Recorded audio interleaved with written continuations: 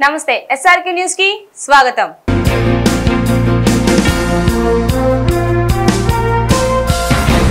TDP అధినేత నారా చంద్రబాబు నాయుడు విదేశీ పర్యటనని గోప్యంగా ఉంచాల్సిన అవసరం ఏముందని మంత్రి జోగి రమేష్ ప్రశ్నించారు. తాడేపల్లిలోని వైసీపీ కేంద్ర కార్యాలయంలో శనివారం రమేష్ మాట్లాడుతూ బాబు విదేశీ పర్యటన $1 మిలియన్ ప్రశ్నగా మారిందని, దోచుకున్న డబ్బును దాచుకోవడానికి వెళ్లారని ఆరోపించారు. జగన్ విదేశీ పర్యటనని తాము బహిర్గతం చేసినట్లే బాబు పర్యటన వివరాలను కూడా టీడీపీ శ్రేణులు బహిర్గతం చేయాలని డిమాండ్ చేశారు.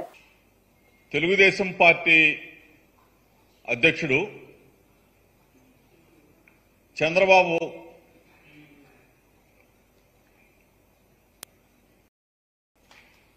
ఆయన విదేశీ పర్యటన, చంద్రబాబు నాయుడు విదేశాలకు వెళ్ళాడు. 10 రోజుల తర్వాత తిరిగి వచ్చాడు. చంద్రబాబు నాయుడు విదేశాలకు ఏ దేశం వెళ్ళాడు, ఏ దేశం నుంచి మరలా తిరిగి వచ్చాడనేది పెద్ద $1 million question mark. Chandrababu Naidu విదేశాలకి హైదరాబాద్ నుంచి బయలుదేరాడు. శంషాబాద్ ఎయిర్పోర్ట్ నుంచి విదేశాలకు బయలుదేరి దుబాయ్లో దిగాడని చెప్పి ఒక సమాచారం. దుబాయ్ నుంచి 10 రోజుల పాటు అసలు ఏ దేశానికి వెళ్ళాడు, ఎక్కడికి వెళ్ళాడు? ఒక పేపర్లోనేమో, ఒక ఎల్లో మీడియా పత్రికలోనేమో వైద్య పరీక్షల కోసం చంద్రబాబు నాయుడు విదేశాలకు వెళ్ళాడు. ఒక ఎల్లో మీడియాలోనేమో ఎన్నికల్లో తలమునకలైపోయాడు, సేద తీర్చుకోవడం కోసం, విశ్రాంతి కోసం విదేశాలకు వెళ్ళాడని చెప్పేసి ఒక ఎల్లో మీడియాలో. తీరా చూస్తే ఆ పేపర్లో అన్నా రాస్తారేమో చంద్రబాబు నాయుడు ఫలానా దేశంలో విశ్రాంతి తీసుకోవడానికి పోయాడు, ఫలానా దేశంలో ఉన్నాడు, ఫలానా దేశంలో వైద్య పరీక్షలు చేసుకున్నాడు, లేదా ఫలానా దేశంలో విశ్రాంతి తీసుకున్నాడని చెప్పి చెప్తే అది లేదు. సరే, చంద్రబాబు నాయుడు తిరిగి వచ్చాడు. ఎక్కడి నుంచి వచ్చాడు? ఫలానా చోట నుంచి వస్తున్నాడు చంద్రబాబు నాయుడు అంటే అది లేదు. శంషాబాద్ ఎయిర్పోర్ట్లో చంద్రబాబు నాయుడు దిగుతున్నాడు. ఏంటి ఇంత రహస్యం? ఇంత గోప్యంగా ఉంచవలసిన అవసరం ఏంటి అని చెప్పి అడుగుతా ఉన్నాం. ప్రజలకి క్వశ్చన్ మార్కే, మీడియాకి క్వశ్చన్ మార్కే.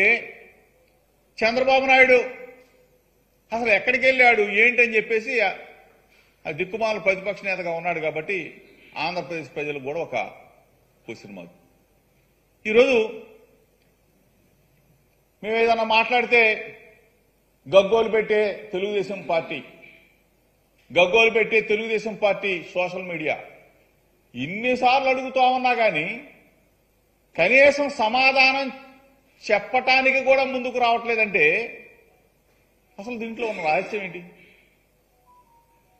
చంద్రబాబు నాయుడు ఏ దేశానికి పోయాడో తెలీదు, ఎక్కడున్నాడో తెలీదు, విశ్రాంతి కోసం వెళ్ళాడో తెలీదు, వైద్య పరీక్షల కోసం వెళ్ళాడో తెలీదు, పెట్టుబడులను ఆకర్షించటం కోసం వెళ్ళాడో తెలీదు, పెట్టుబడులు ఆకర్షితుడై పెట్టుబడులు పెట్టడం కోసం వెళ్ళాడో తెలియదు. నల్లధనం మొత్తం కూడా తీసుకెళ్లి ఎక్కడన్నా ఏ దేశంలో పెట్టాడో అది తెలియదు. దోచుకున్న డబ్బంతా తీసుకెళ్లి ఏ దేశంలో ఉన్న దాచాడో అది తెలియదు. ఈ పరిస్థితుల్లో హైదరాబాద్ నుంచి బయలుదేరాడు. శంషాబాద్లో అక్కడ ఇమిగ్రేషన్ అధికారులు ఇతను స్కాములో ఉన్నాడు కదా, స్కిల్ డెవలప్మెంట్ స్కామ్లో ఉన్నాడు, ఇంకా స్కాముల్లో చాలా అట్లా ఉన్నాడు. అభ్యంతరం పెట్టారు. ఆ తర్వాత పేపర్లు ఏవి చూపించారు, వదిలిపెట్టారు. వదిలిపెట్టిన తర్వాత ఇతను గాని ఇతను కొడుకు గాని అమెరికాలో వెళ్తున్నాడని చెప్పేసి ఒక వార్త. తీరా చూస్తే అమెరికా అంతా కాలించారంట. అక్కడ తెలుగుదేశం పార్టీ ఎన్ఆర్ఐ విభాగానికి సంబంధించిన కోమటి జయరాం చంద్రబాబు నాయుడు అమెరికా రాట్లా, మాకే కనపడలా అని చెప్పేసి ఆయన ఒక పత్రికా ప్రకటన. అక్కడ లేడు. ఇంతకీ ఇట్లయిపోయాడు అంటున్నారు.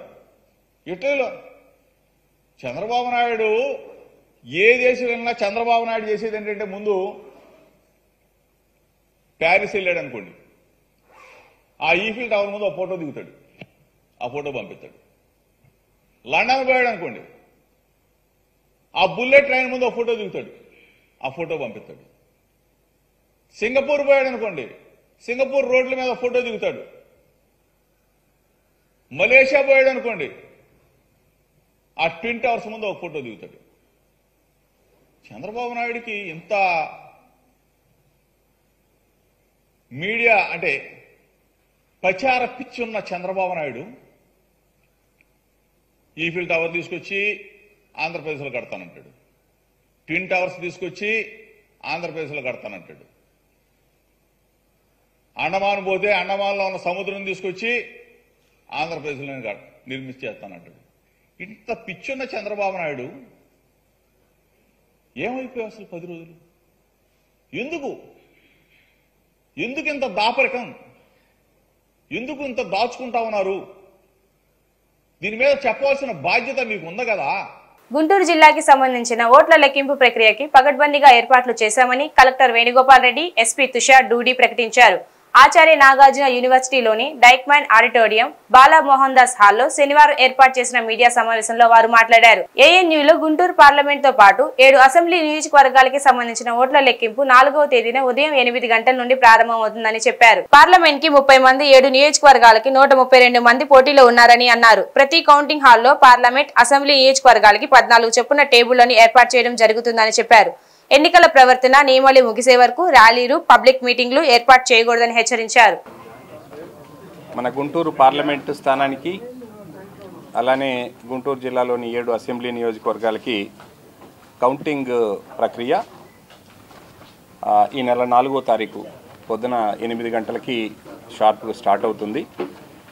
మీ అందరికీ తెలుసు, ఆచార్య నాగార్జున యూనివర్సిటీలోనే అన్ని అసెంబ్లీ స్థానాలకి అలానే గుంటూరు పార్లమెంటు నియోజకవర్గానికి సంబంధించిన కౌంటింగ్ ప్రక్రియ ఇక్కడ ప్రారంభమవుతుంది. గుంటూరు పార్లమెంటుకు సంబంధించి 30 మంది అభ్యర్థులు, అలానే మిగిలిన అసెంబ్లీలకు అన్నిటికీ కలిసి ఇంకో 132 మంది అభ్యర్థులు పోటీలో ఉన్నారు. సో వీళ్ళకి సంబంధించిన కౌంటింగ్ అంతా కూడా ఇక్కడ మనము 5 బ్లాక్స్లో నిర్వహించడం జరుగుతోంది. గుంటూరు పోస్టల్ బ్యాలెట్ పార్లమెంటుకు సంబంధించిన అన్ని పోస్టల్ బ్యాలెట్లు సెంట్రల్ బ్లాక్లో మనము 14 టేబుల్స్ వేసి అక్కడ కండక్ట్ చేయడం జరుగుతుంది. అలానే రిమైనింగ్ 7 కాన్స్టిట్యున్సీలకు సంబంధించి ఒకసారి గుంటూరు ఈస్ట్, వెస్ట్ కాన్స్టిట్యున్సీలకి ఈసీఈ అండ్ ట్రిపుల్ బ్లాక్లో ఈ కౌంటింగ్ ప్రక్రియ అక్కడ జరుగుతుంది. అలానే తాడికొండకు సంబంధించి ఆర్కిటెక్చర్ అండ్ ప్లానింగ్ డిపార్ట్మెంట్లో తాడికొండ అసెంబ్లీకి అట్లనే పార్లమెంట్ సెగ్మెంట్కి కూడా అక్కడ కౌంటింగ్ జరుగుతుంది. సివిల్ అండ్ మెకానికల్ ఇంజనీరింగ్ బ్లాక్లో మంగళగిరి, తెనాలి అండ్ ప్రత్తిపాడు జరుగుతుంది. పొన్నూరు థర్మల్ సైన్స్ ల్యాబ్లో పొన్నూరుకు సంబంధించిన కౌంటింగ్ ప్రక్రియ జరుగుతుంది. సో ఇప్పుడున్న ఈ డైక్మెన్ హాల్కి పక్కనే ఇవన్నీ కూడా ఈ బ్లాక్లు ఉన్నాయి, ఆ బ్లాక్లలో కౌంటింగ్ జరుగుతుంది. దీనికి సంబంధించి కౌంటింగ్ అరేంజ్మెంట్స్ అన్నీ ఇప్పటికే పూర్తి చేశాం. కౌంటింగ్ హాల్స్లో ప్రాపర్ మెష్ దగ్గర నుంచి ఆ టేబుల్స్, తర్వాత అక్కడ ఏజెంట్స్ ఉండడానికి, దెన్ కౌంటింగ్ ఆర్ఓ టేబుల్ కానీ అట్లనే అక్కడ ట్యాబులేషన్ సంబంధించిన సిస్టమ్స్, అట్లానే ఎప్పటికప్పుడు రిపోర్ట్ చేయడానికి అక్కడ నుంచి మీడియాకి ఇక్కడ ఇవ్వడానికి కూడా అన్ని రకాలైనటువంటి ఏర్పాట్లు చేయడం జరిగింది. వీటితో పాటుగా బ్యాలెట్ పేపర్స్ కౌంటింగ్ కూడా జరుగుతుంది. సో మొట్టమొదటగా 8 గంటలకి అన్ని సెగ్మెంట్స్లో, అన్ని 7 అసెంబ్లీ సెగ్మెంట్స్లో పోస్టల్ బ్యాలెట్ అసెంబ్లీ కాన్స్టిట్యున్సీలకు సంబంధించినవి మొదలవుతాయి. అలానే 7 సెగ్మెంట్ల నుంచి వచ్చిన పోస్టల్ బ్యాలెట్ని పార్లమెంటు సంబంధించినవి సెంట్రల్ బ్లాక్లో వాటి కౌంటింగ్ కూడా ప్రారంభమవుతుంది. ముందుగా మీరు ఒకసారి చూస్తే స్ట్రాంగ్ రూమ్స్ అన్నీ కూడా మనం పోలింగ్ అయిన తర్వాత నుంచి 13వ తారీఖు నైట్ నుంచి 3 టైర్ పోలీస్ సెక్యూరిటీ తోటి మనం వాటిని జాగ్రత్తగా నిల్వ చేసుకోవడం జరిగింది. సో మొట్టమొదటి లెవెల్లో సిఏపిఎఫ్ ఉన్నారు, దాని తర్వాత ఆర్మ్డ్ రిజర్వ్ ఉన్నాను, దాని తర్వాత మన పోలీసు ఉన్నారు. సేమ్ ఇదే విధంగా కౌంటింగ్ కూడా అన్ని రకాలైనటువంటి పోలీస్ ఏర్పాట్లన్నీ కూడా చేయడం జరిగింది. అది ఎస్పీ గారు ఇన్ డీటెయిల్డ్ ఎక్స్ప్లెయిన్ కూడా చేయడం జరుగుతుంది. Coming to staff, polling personnel సంబంధించి ట్రైనింగ్ కోసం ఈవీఎం కౌంటింగ్ కానీ అట్లానే పోస్టల్ బ్యాలెట్ కౌంటింగ్ కానీ ఇప్పటికే దాదాపు 1075 మెంబర్స్కి అందరికీ మనం సఫిషియంట్ ర్యాండమైజ్ చేసి వీళ్ళందరికీ కూడా ఫస్ట్ ట్రైనింగ్ అంతా కూడా ఇవ్వడం జరిగింది. సెకండ్ ట్రైనింగ్ మళ్ళీ ఈ నెల 3వ తారీఖున అంటే పోలింగ్కి 1 డే ముందు ఇవ్వడం జరుగుతుంది. అప్పటికి వారు ర్యాండమైజ్ కూడా చేసి కాన్స్టిట్యున్సీకి అలాట్మెంట్ కూడా చేయడం జరుగుతుంది. దెన్ వీళ్ళని థర్డ్ ర్యాండమైజేషన్ ఏ టేబుల్కి ఎవరు వెళ్తారు అన్నది 4వ తారీఖు పొద్దున 5 గంటల నుంచి 6 గంటల మధ్యలో చేస్తారు రిటర్నింగ్ ఆఫీసర్లు. సో దాన్ని బేస్ చేసుకొని కౌంటింగ్ సిబ్బంది అందరూ వారి వారి స్థానాలకు వెళ్ళి కూర్చోవడం జరుగుతుంది. ఈ ప్రాసెస్లో భాగంగా ఇప్పటికే పోటీ చేసే అభ్యర్థులందరికీ కూడా ఈ కౌంటింగ్ ఏర్పాట్లను వివరించడం జరిగింది. అట్లానే ప్రతి కంటెస్టింగ్ క్యాండిడేట్ కూడా ప్రతి టేబుల్కి ఒక్కొక్క ఏజెంట్ని నియమించుకోవచ్చు.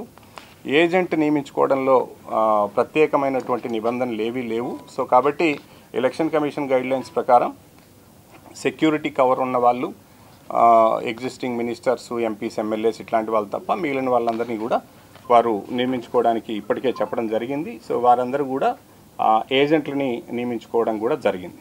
సో దీనికి సంబంధించి రిటర్నింగ్ ఆఫీసర్లు మిగతా ఏర్పాట్లన్నీ కూడా కంటెస్టింగ్ క్యాండిడేట్లకు వివరించడం జరిగింది. కంటెస్టింగ్ క్యాండిడేట్లు కూడా ఇక్కడ మన పక్కనే ఉన్నటువంటి కంట్రోల్ రూమ్లో స్ట్రాంగ్ రూమ్స్ నుంచి వచ్చేటటువంటి ఫీడ్ అంతా చూస్తున్నారు. అట్లనే ఫిజికల్గా కూడా స్ట్రాంగ్ రూమ్స్ దగ్గరికి కూడా తీసుకొని వెళ్ళి చూపెట్టడం కూడా జరిగింది. మన counting day arrangement collector sir చాలా డీటెయిల్గా చెప్పారు. పోలీస్ తరఫు నుండి ఆల్మోస్ట్ 2500 మెన్ అండ్ ఆఫీసర్స్తో ఒక డీటెయిల్డ్ కౌంటింగ్ డే బందోబస్తు ప్లాన్ చేయడం జరిగింది. దాంట్లో ప్రీ కౌంటింగ్ కంపోనెంట్ కూడా ఉంది. ఈ రోజు నుండి పికెట్లు, mobile parties, QRTs from 1 o'clock today వాళ్ళు స్టార్ట్ చేస్తారు. ఎక్కడ సెన్సిటివిటీ ఉంది దీని ప్రకారం. కౌంటింగ్ సెంటర్కి చూస్తే 3 లేయర్ సెక్యూరిటీ ఆల్రెడీ నడుస్తుంది as per the guide lines of election commission. 4th layer కూడా ఆ రోజు యాడ్ చేయడం జరుగుతుంది. డీటెయిల్డ్ ఇన్స్ట్రక్షన్స్ ఇవ్వడం జరిగింది. ఎవరెవరి దగ్గర పాసెస్ ఉన్నాయి వాళ్ళు మాత్రమే మేము అలౌ చేస్తాము. అది కూడా రెగ్యులేషన్ కాజా టోల్ ప్లాజా దగ్గర నుండి ఎక్కడ సర్వీస్ లేన్కి ఎంటర్ అవుతారు. వెహికల్స్లో కూడా ఒక డ్రైవర్ తర్వాత ఎవరెవరి దగ్గర పాసెస్ ఉన్నాయి only they will be allowed. Remaining ఎవరు అక్కడ నుండి అలౌ చేయము. సో వెహికల్స్లో ఎక్స్ట్రా ఎవరు రాకూడదు. వచ్చిన తర్వాత డెసిగ్నేటెడ్ పార్కింగ్, ఎలైటింగ్ పాయింట్స్ అన్నీ పెట్టాము. సిమిలర్లీ ఎక్కడ లా అండ్ ఆర్డర్ వైజ్ కూడా total 115 pickets, 70 mobile parties, 56 check posts, 28 QRTs, special striking force, then reserve force కూడా పెట్టేసి ఉన్నాము. కలెక్టర్ సార్ ఆల్రెడీ చాలా క్లియర్గా చెప్పారు. Section 144 and section 30 of police act will be in force. తర్వాత dry day కూడా declare చేయడం జరిగింది. త్రూ మీడియా మేము గుంటూరు పబ్లిక్కి ఒక రిక్వెస్ట్ చేస్తున్నాము. పోలింగ్ డే రోజు కూడా చాలా ప్రశాంతంగా జరిగింది. అందరూ మీడియా కూడా పబ్లిక్ కూడా కోఆపరేట్ చేశారు. We expect same kind of cooperation on counting day also. ఈ రోజు కూడా ఎగ్జిట్ పోల్స్ వస్తాయి. ఇప్పుడు కూడా మీరు సెలబ్రేట్ చేయాలి అంటే మీ ఫ్యామిలీతో, మీ కుటుంబంతో, బంధువులతో ఇంట్లో చేయండి. There are no processions, rallies allowed on the streets. ఒకసారి ఎంసీసీ అయిపోయిన తర్వాత once these sections are removed as and when planned, they can have their public meetings and rallies. But on 4th until MCC in force, there are no processions and rallies are allowed. ఎవరైనా దాన్ని violate చేస్తే మేము strong section పెట్టాల్సిందే వస్తుంది, remand చేయాల్సిందే వస్తుంది. Similarly ఎవరు trouble mongers or rowdy sheeters or whosoever was involved during polling day incident, మన దగ్గర ఎక్కడైనా మేజర్ సంఘటన జరగలేదు కానీ చిన్న ఆల్టర్కేషన్ ఎక్కడ వాద్ వివాదం జరిగింది, వాళ్ళ పైన కూడా దృష్టి పెట్టేసి ఉన్నాము. అవసరం ఉంటే వాళ్ళని కూడా ప్రివెంటివ్ అరెస్ట్ చేస్తాం. ఎగ్జిట్ పోల్స్ అంటే టీడీపీ భయపడుతుందని మాజీ మంత్రి రావేల కిషోర్ బాబు ఎద్దేవా చేశారు. వైసీపీ కేంద్ర కార్యాలయంలో శనివారం రావేల మాట్లాడారు. ప్రజల నాడి హృదయ స్పందన వైసీపీ వైపు ఉందని, ప్రజల తీర్పుని గౌరవించడానికి, ఓటమిని స్వీకరించడానికి టీడీపీ జీర్ణించుకోలేకపోతుందని అన్నారు. 5 ఏళ్ల పాలన, సంక్షేమం, అభివృద్ధికి ప్రజలు తిరిగి పట్టం కట్టబోతున్నారని ధీమా వ్యక్తం చేశారు. ఎస్సీ ఎస్టీ బీసీ మైనారిటీలందరూ కూడా ఈ పేద బడుగు బలహీన వర్గాలు ఎవరైతే ఉన్నారో 75% ఉన్నటువంటి ఈ ప్రజలందరూ కూడా, మెజారిటీ ప్రజలందరూ కూడా ఆంధ్రప్రదేశ్ రాష్ట్రంలో జగన్మోహన్ రెడ్డి గారి నాయకత్వంలో మరలా సంక్షేమ పరిపాలన కొనసాగాలని, అభివృద్ధి నిరాఘాటంగా ముందుకు వెళ్లాలని, మరలా జగన్మోహన్ రెడ్డి గారిని ముఖ్యమంత్రిగా చూడాలని వాళ్ళు నిర్ణయించుకుని ఓట్లు వేయటం జరిగింది. ఇక ఫలితాలనేవి లాంఛనమే. ఈ ఎగ్జిట్ పోల్స్ కూడా స్పష్టమైనటువంటి ఎగ్జిట్ పోల్స్ రాబోతా ఉన్నాయి. వైసీపీ పార్టీ ఘన విజయాన్ని సాధించబోతుందని చెప్పేసి, జగన్మోహన్ రెడ్డి గారు ముఖ్యమంత్రి కాబోతున్నారని చెప్పేసి ఎగ్జిట్ పోల్స్ కూడా సాయంత్రం ప్రజల నాడిని, వాళ్ళ హృదయ స్పందనను, వాళ్ళ గుండె చప్పుడును, వాళ్ళ యొక్క తీర్పును ముందుగా అభిప్రాయాన్ని వెల్లడించబోతా ఉన్నారు. తెలుగుదేశం పార్టీ మాత్రం ఎగ్జిట్ పోల్స్ అంటే భయపడిపోతా ఉన్నారు.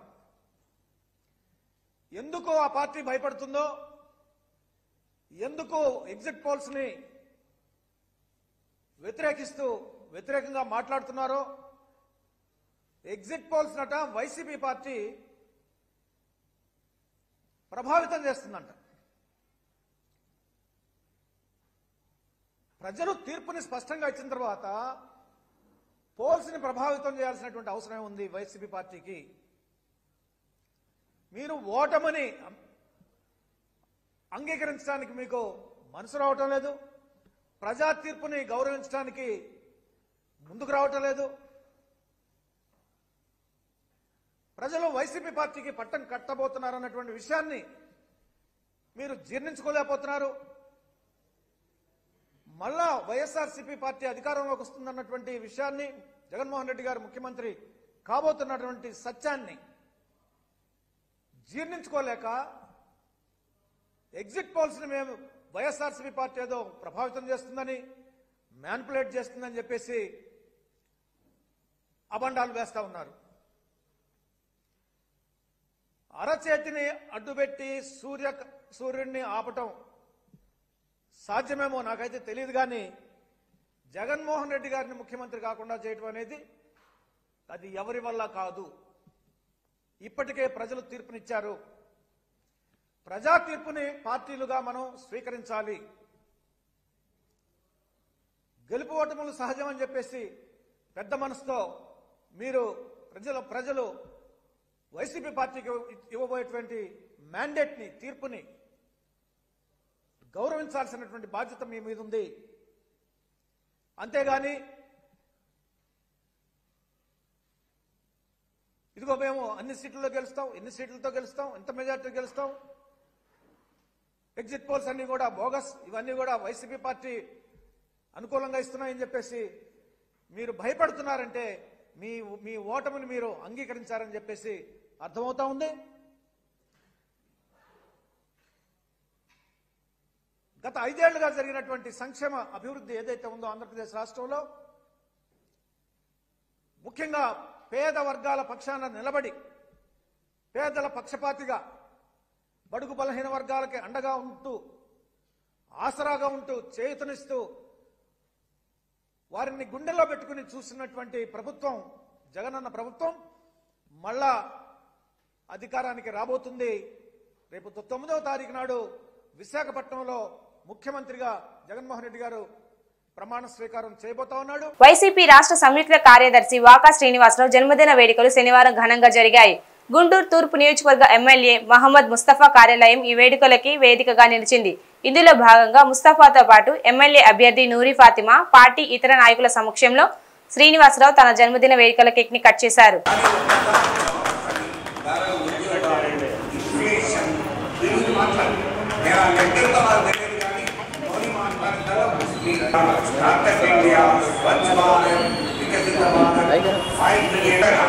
అంటే చాలా క్లియర్గా ప్రజల బలహీనతల్ని తప్ప ప్రజలు 10 ఏళ్ల తర్వాత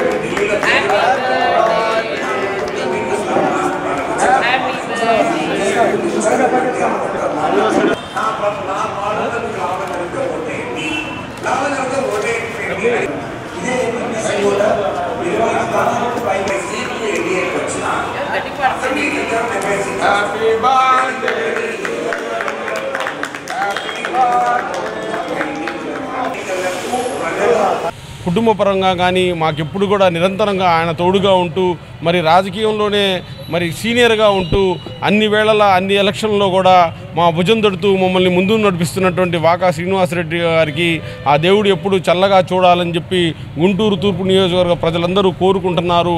ఆయన రాజకీయాల్లో కూడా రాబోయే రోజుల్లో మరిన్ని ఉన్నత పదవులు పొందాలని చెప్పి మనస్ఫూర్తిగా కోరుకుంటూ వాకా శ్రీనివాసరెడ్డి గారికి హృదయపూర్వక జన్మదిన శుభాకాంక్షలు తెలియజేస్తున్నాను. అందరి కుటుంబ సభ్యుల్లాగా ఉండటం చాలా అరుదైన విషయం. అందరి కుటుంబ సభ్యుల్లాగా అందరి తోబుట్టులాగా కొత్తగా వచ్చిన రాజకీయాల్లో నుంచి సీనియర్ మోస్ట్ దాకా ప్రతి ఒక్కళ్ళకి వెన్నుతగా చేయూతగా నిలబడతవే కాకుండా ప్రతి ఒక్కళ్ళకి తలలో నాలికలాగుండి మనోధైర్యాన్ని కలిగించే ఇవాళ శ్రీనివాసరెడ్డి అన్న బర్త్డేని జరుపుకోవడం చాలా సంతోషంగా ఉంది. నిరుత్సాహపడే ఏ కార్యకర్త అయినా సరే పక్కన శ్రీనివాసరెడ్డి అన్న ఉంటే ఒక గొప్ప కొండంత అండగా ఒక నా బలమైన ఒక అన్నున్నాడు అనే విధంగా ముందడుగులు వేస్తా ఈరోజు కార్యకర్తలు ముందుకెళ్తూ ఉంటారు.